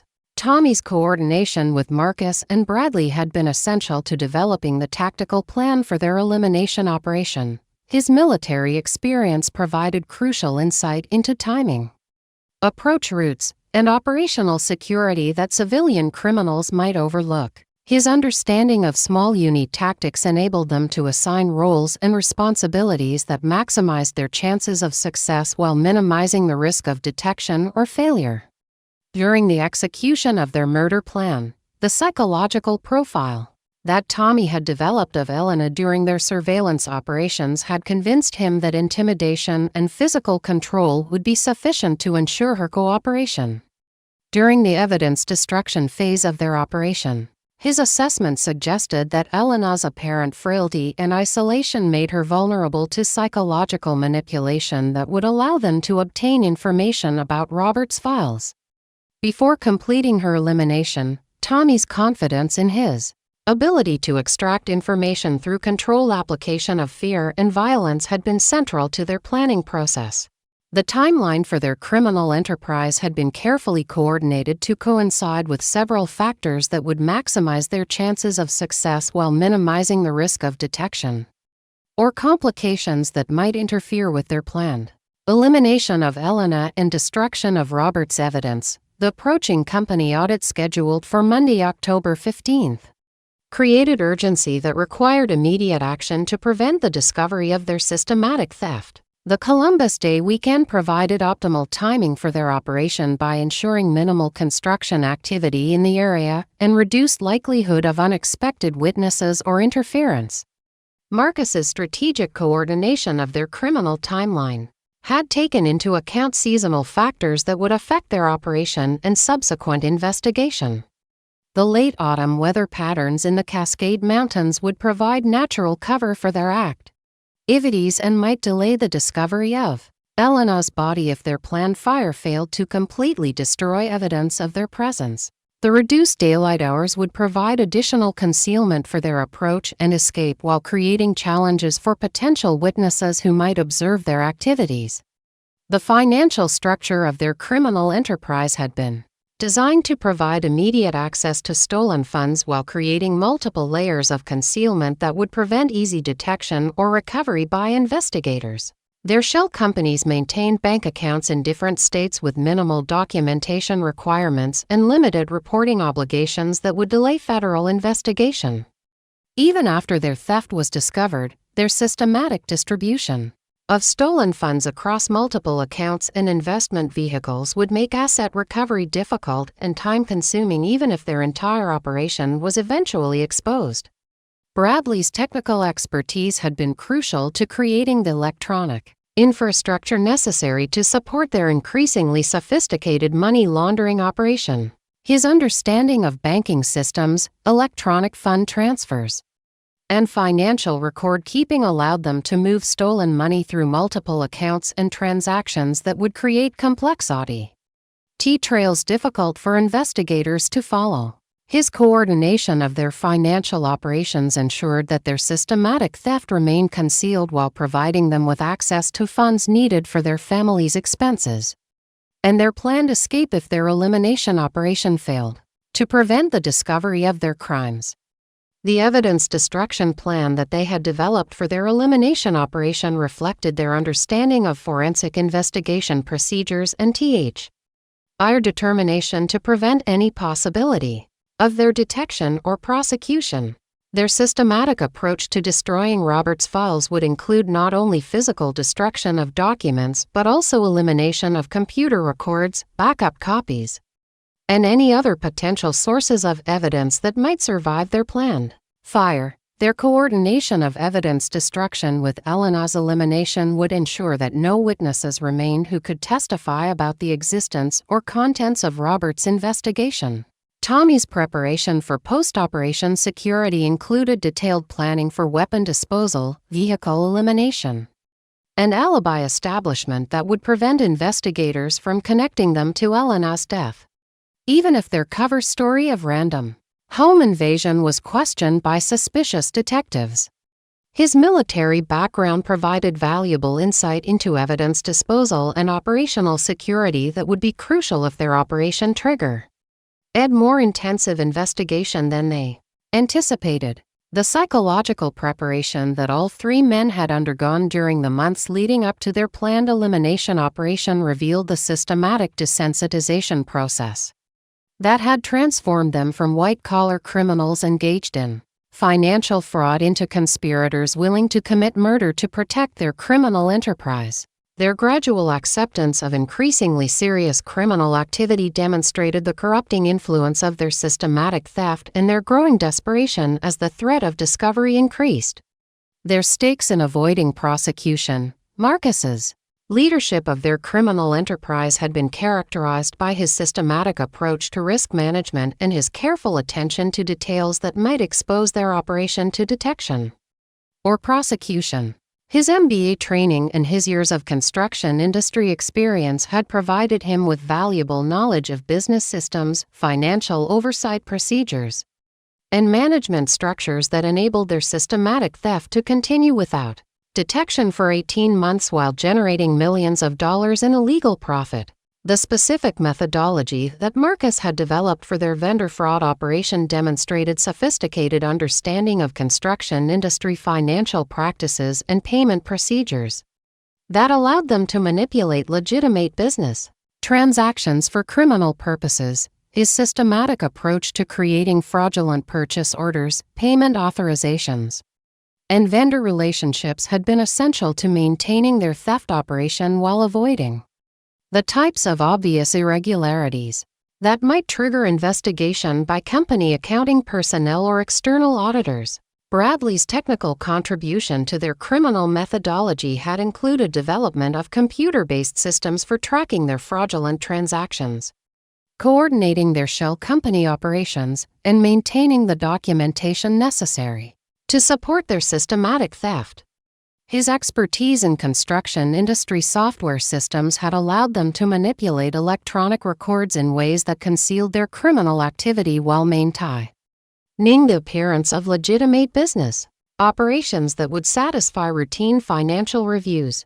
The coordination between all three men had required careful attention to operational security, communication protocols, and evidence management that prevented their criminal conspiracy from being detected by company security systems, accounting, oversight, or law enforcement agencies that might have been monitoring construction industry fraud. Their systematic approach to criminal coordination had included regular strategy meetings, secure communication methods, and comprehensive planning for contingencies that might threaten their operation or require immediate defensive action. The escalation of their criminal enterprise from financial fraud to planned murder represented a logical progression driven by their desperation to avoid prosecution and their assessment that elimination of the primary witness against them would solve their crisis while allowing them to continue their systematic theft with improved security measures. Their systematic approach to murder planning demonstrated the same attention to detail and careful preparation that had characterized their successful embezzlement operation. The specific intelligence gathering operation that they had conducted against Elena over 6 months of surveillance and interaction had provided them with comprehensive information about her daily routines, personal vulnerabilities, security measures, and social isolation that they believed made her the ideal target for elimination. Their systematic assessment had convinced them that she represented minimal risk of effective resistance while possessing maximum value as the primary threat to their criminal enterprise. What Marcus, Bradley, and Tommy had failed to recognize during their 18 months of successful criminal operation was that their systematic theft and their planned elimination of Elena represented exactly the type of organized criminal enterprise that federal law enforcement agencies were specifically designed to detect, investigate, and prosecute with maximum effectiveness. Their confidence in their criminal methodology and their assessment of Elena as a vulnerable target had prevented them from recognizing signs that might have warned them about the catastrophic consequences they faced from targeting someone whose professional background and federal connections would guarantee their immediate detection and complete destruction. Their criminal enterprise had reached the point of maximum exposure and minimum security precisely at the moment when they chose to escalate from financial fraud to murder, a decision that would transform their systematic theft into a federal prosecution case involving organized crime, conspiracy, and attempted murder charges that would result in maximum sentences, complete asset forfeiture, and permanent incarceration. Their systematic criminal planning had achieved exactly the opposite of their intended objectives while positioning them for the most complete personal and professional destruction possible under federal law. The criminal enterprise that Marcus, Bradley, and Tommy had constructed with such systematic care and professional attention to detail was about to encounter federal law enforcement capabilities and military tactical expertise that would expose every element of their operation while simultaneously destroying their freedom, their family's security, and any possibility of avoiding the consequences of their catastrophic decision to target the one person whose background and capabilities made her the worst possible choice for elimination. Their systematic criminal enterprise was about to become evidence for their own federal prosecution and permanent destruction. What Marcus Chen, Bradley Rodriguez, and Tommy Williams never discovered during their 6 months of systematic surveillance and criminal planning was that Elena Vasquez represented the single worst possible target for their elimination conspiracy. In the entire Pacific Northwest region, a decorated combat veteran whose for decades of military service had culminated in her position as Colonel Elena Ice Cold Vasquez, commanding officer of the most elite Special Operations Unit in United States military intelligence, whose legendary career had included personal training of over 500 Special Forces operatives and advanced combat tactics, systematic elimination of organized criminal enterprises spanning multiple countries and jurisdictions, coordination with federal law enforcement agencies on hundreds of successful operations against international crime syndicates, and maintenance of active professional relationships with military intelligence specialists, federal investigators, and tactical warfare experts who would ensure that their amateur murder attempt would trigger immediate comprehensive military response, systematic federal investigation, and maximum prosecution rather than the simple evidence destruction and witness elimination that they desperately needed to avoid prosecution for their $3.2 million embezzlement scheme. My military career had begun in 1982 at Fort Bragg, North Carolina, where I enlisted as a combat soldier with dreams of serving my country and testing myself against the most challenging opportunities the United States Army could provide. What started as a 4-year commitment to military service had evolved into a legendary 38-year career that would take me from basic training through the most classified and dangerous operations in modern military history, from enlisted soldier to commanding officer of elite units whose very existence remained classified decades after their missions had been completed successfully.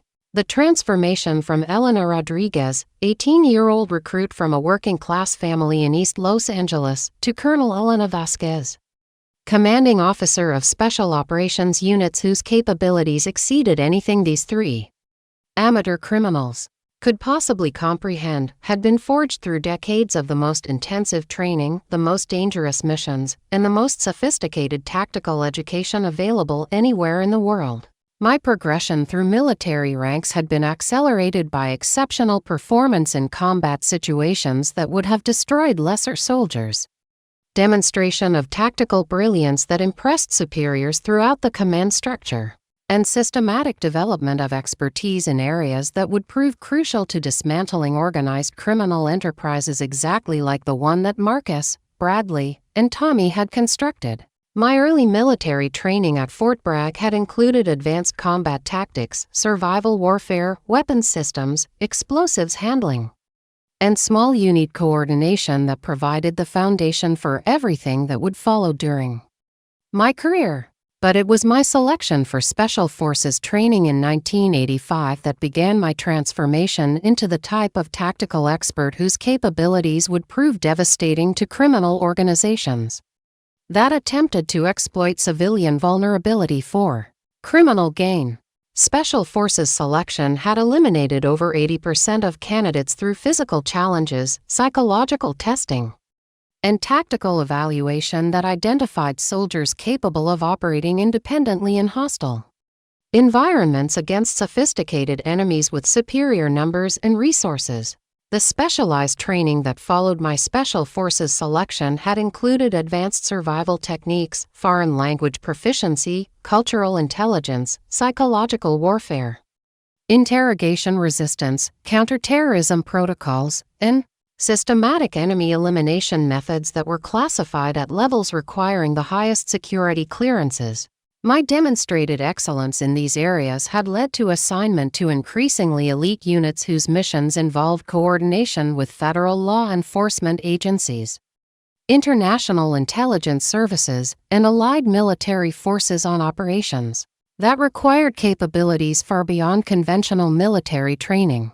My assignment to military intelligence in 1989 had marked the beginning of my specialization in the systematic detection and elimination of organized criminal enterprises that threaten national security through drug trafficking, weapons smuggling, money laundering, and terrorist financing networks that span multiple countries and required coordinated international response.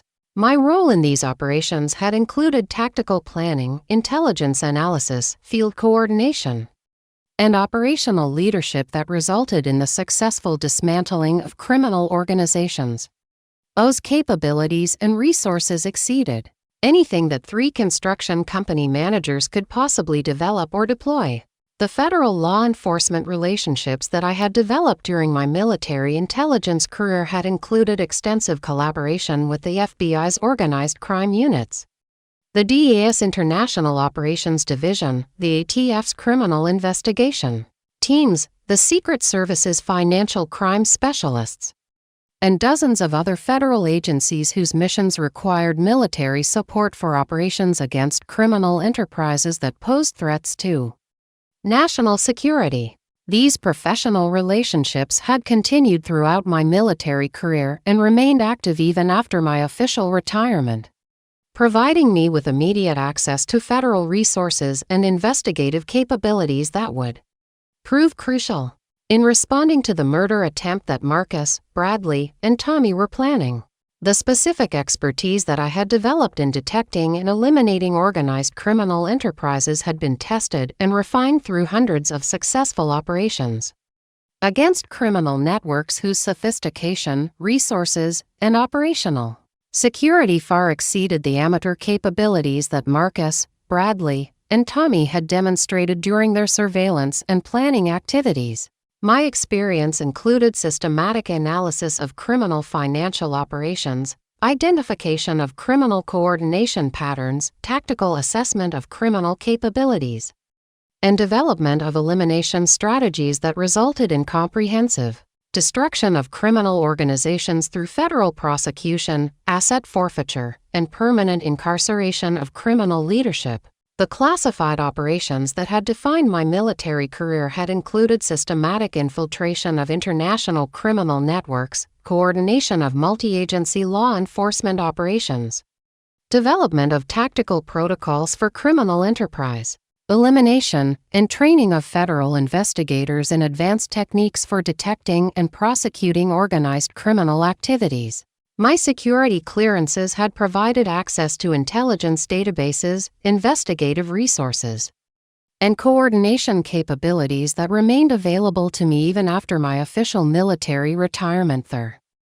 Consulting relationships with federal agencies that continued to value my expertise and experience. My tactical capabilities had been developed and tested through for decades of military operations that included combat missions in hostile territories, counter-terrorism operations against sophisticated enemies, coordination of complex multi-unit operations under extreme conditions, and leadership of elite forces whose training and capabilities represented the pinnacle of military tactical expertise. The combat skills that I had developed and maintained throughout my career included advanced weapons proficiency, hand-to-hand combat techniques, tactical movement, environmental awareness, and systematic enemy elimination methods that would prove devastating to amateur criminals who assumed that elderly appearance indicated vulnerability or helplessness. The moment when Marcus, Bradley, and Tommy initiated their home invasion attempt at 2:47 a.m. on Friday, October 12. They unknowingly triggered tactical protocols that I had developed and refined through decades of military operations against enemies far more dangerous and capable than 3 construction company managers with basic criminal planning skills. Their confident approach to my cabin using the access road that they had surveilled for months was immediately detected by motion sensors, infrared cameras, and tactical warning systems that I had installed throughout my property as part of comprehensive security measures that they had never suspected during their amateur reconnaissance operations. Their systematic approach to what they believed would be a simple home invasion murder was observed and analyzed through military-grade surveillance equipment that provided real-time intelligence about their numbers, weapons, approach routes, and coordination methods while they remained completely unaware that their target was already implementing countermeasures that would result in their comprehensive defeat and systematic destruction. Their confidence in their tactical planning evaporated within minutes of their arrival as they encountered defensive capabilities that exceeded anything in their experience or training. The tactical response that I implemented against their invasion attempt utilized combat techniques that had been developed through decades of special operations missions against sophisticated enemies in hostile environments. My systematic neutralization of their threat began with disruption of their coordination through targeted elimination of their communication systems, continued with systematic isolation of individual targets to prevent coordinated resistance, and concluded with comprehensive defeat of their invasion attempt through tactical superiority that demonstrated the vast difference between amateur criminal planning and professional military capabilities.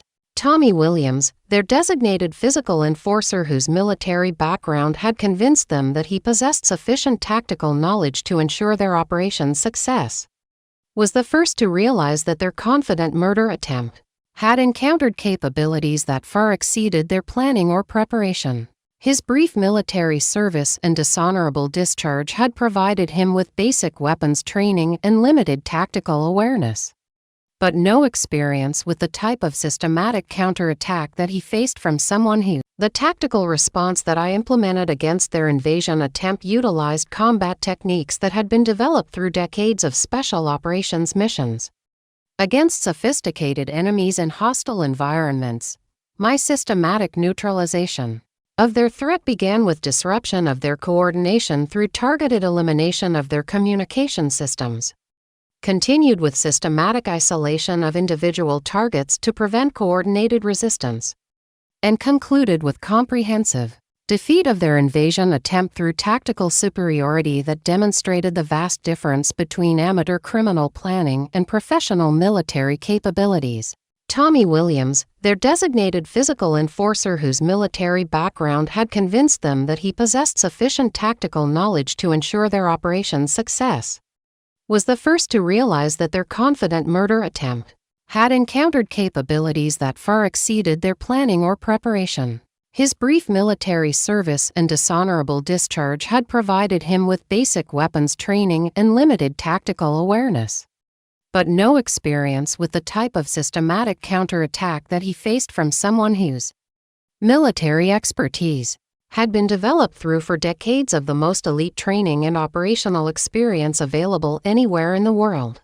The weapons that Tommy had selected for their operation to handguns and a shotgun that he believed would provide overwhelming firepower against an elderly woman proved completely inadequate against someone whose weapons proficiency had been maintained at expert levels throughout her military career, and whose tactical training included advanced techniques for defeating multiple armed opponents in close-quarters combat situations.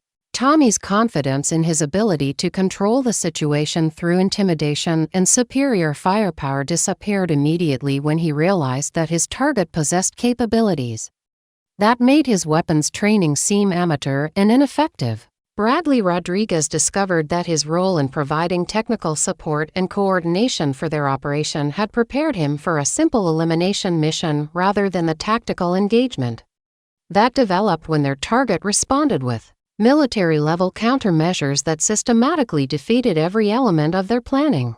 His understanding of construction industry security systems and basic surveillance equipment had not prepared him for encountering military-grade defensive systems, tactical warning networks, and comprehensive counter-surveillance capabilities that turned their confident invasion attempt into a systematic defeat that exposed every aspect of their criminal enterprise to immediate federal investigation.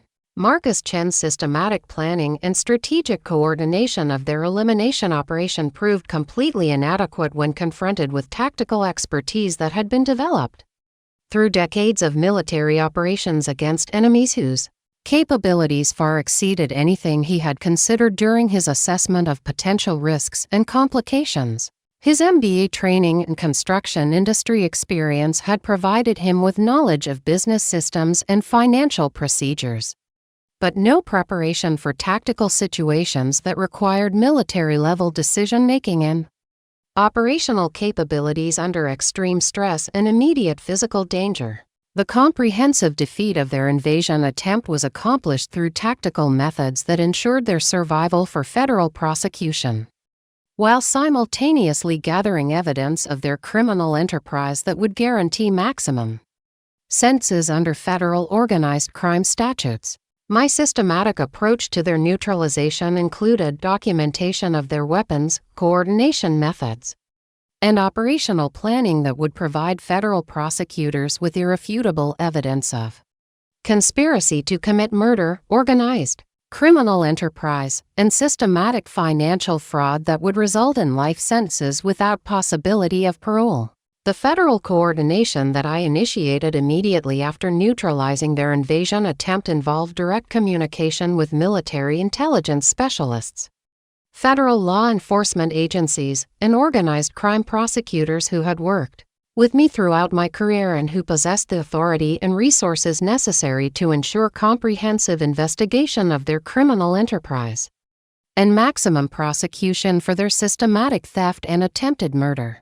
My security clearances and professional relationships provided immediate access to federal resources that would guarantee thorough investigation of every aspect of their crimes and complete asset forfeiture for victim compensation.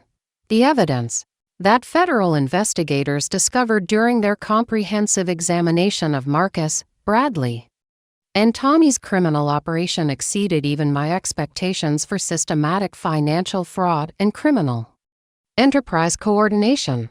Their 18 months of embezzlement had generated over $3.2 million in theft through sophisticated schemes involving shell companies, phantom employees, vendor fraud, and systematic manipulation of company financial systems that demonstrated criminal capabilities requiring enhanced federal prosecution under organized crime statutes that carried mandatory minimum sentences and complete asset forfeiture provisions.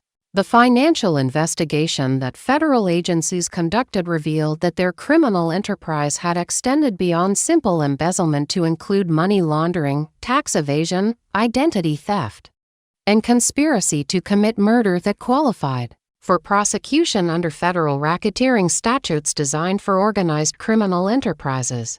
Their systematic theft had been coordinated across state lines through shell companies and bank accounts that involved federal jurisdiction and enhanced penalties for organized financial crimes committed by criminal enterprises operating in multiple jurisdictions. Marcus Chen's federal prosecution resulted in conviction on charges including embezzlement, money laundering, conspiracy to commit murder, organized criminal enterprise, tax evasion, and racketeering that generated a sentence of life imprisonment, without possibility of parole plus additional consecutive terms for each charge. His systematic theft and murder conspiracy had qualified for enhanced penalties under federal statutes designed to ensure maximum sentences for organized criminal enterprises that threaten public safety through systematic criminal activity and violence against witnesses. Bradley Rodriguez received federal conviction on charges including conspiracy to commit murder, embezzlement, money laundering, identity theft, computer fraud, and organized criminal enterprise that resulted in a sentence of 35 years in federal prison without possibility of parole. His technical expertise and systematic coordination of their fraud operation had qualified him for enhanced penalties under federal computer crime statutes and organized crime laws that ensured maximum sentences for criminal enterprises involving systematic financial manipulation and witness elimination conspiracies. Tommy Williams was convicted on federal charges including attempted murder, conspiracy to commit murder, weapons violations, organized criminal enterprise, and racketeering that generated a sentence of 40 years in federal prison without possibility of parole. His role as the physical enforcer of their criminal enterprise and his leadership of their murder attempt had qualified him for enhanced penalties under federal violent crime statutes and organized crime laws designed to ensure maximum sentences for criminal enterprises that employed violence and intimidation to protect their systematic criminal activities. The asset forfeiture proceedings that followed their federal convictions resulted in complete seizure of all property, vehicles, bank accounts, investment portfolios, and other assets that could be traced to their criminal proceeds or used to facilitate their organized criminal enterprise. Their families faced immediate financial devastation through loss of homes, vehicles, savings accounts, and other property that had been purchased with stolen money or used to support their criminal activities over 18 months of systematic theft. The legal precedent that their prosecution established became a landmark case for federal organized crime prosecution involving construction industry fraud, systematic embezzlement, and witness elimination conspiracies that provided enhanced tools for federal investigators and prosecutors dealing with similar criminal enterprises in the future. Their comprehensive defeat demonstrated the effectiveness of coordinated federal response to organized criminal enterprises and the devastating consequences that criminals faced when their systematic illegal activities escalated to include violence against witnesses or law enforcement personnel. The educational impact of their prosecution extended throughout the construction industry as a warning about the consequences of systematic financial fraud and the importance of comprehensive oversight, procedures to prevent embezzlement and related criminal activities. Professional associations, regulatory agencies, and law enforcement organizations used their case as training material for detecting and preventing organized criminal enterprises that exploited legitimate business operations for systematic theft and criminal gain. The personal consequences that Marcus, Bradley, and Tommy faced in federal prison reflected the severity of their crimes and the enhanced security requirements for individuals convicted of organized criminal enterprise and witness elimination conspiracies. Their placement in maximum security federal facilities with restricted communication privileges and limited contact with family members ensured that their criminal activities could not continue, and that their incarceration would serve as an effective deterrent to other potential criminals considering similar activities. Their family's destruction included not only immediate financial devastation through asset forfeiture but also long-term social and economic consequences that would affect their children's education, all opportunities, their spouse's employment prospects, and their extended family relationships throughout their communities. The social stigma associated with their criminal convictions created permanent barriers to family recovery and rehabilitation that extended the consequences of their criminal activities far beyond their individual punishment. The cosmic justice that their prosecution represented demonstrated the mathematical impossibility of their target selection and the perfect alignment of criminal arrogance with systematic destruction. Through superior expertise and federal authority, Their confident assessment of Elena Vasquez as a vulnerable elderly target had resulted in their encounter with the one person whose military background and federal connections guaranteed their immediate detection, comprehensive prosecution, and permanent destruction through the most sophisticated law enforcement capabilities available anywhere in the world. The systematic criminal enterprise that Marcus, Bradley, and Tommy had constructed with such careful attention to detail and professional coordination had achieved exactly the opposite of their intended objectives while providing federal prosecutors with comprehensive evidence for the most severe penalties available under federal organized crime statutes. Their 18 months of successful theft had positioned them for life imprisonment, complete financial destruction, and permanent separation from their families through their catastrophic decision to escalate from financial fraud to attempted murder against someone whose professional background made her the worst possible target for criminal activity. The final lesson that their comprehensive destruction provided to potential criminals throughout the construction industry and beyond was clear and permanent: criminal enterprises that attempt to exploit apparent civilian vulnerability through systematic theft and violence will face devastating consequences when their activities encounter professional expertise and federal authority designed specifically to detect, investigate, and eliminate organized criminal threats to public safety and national security.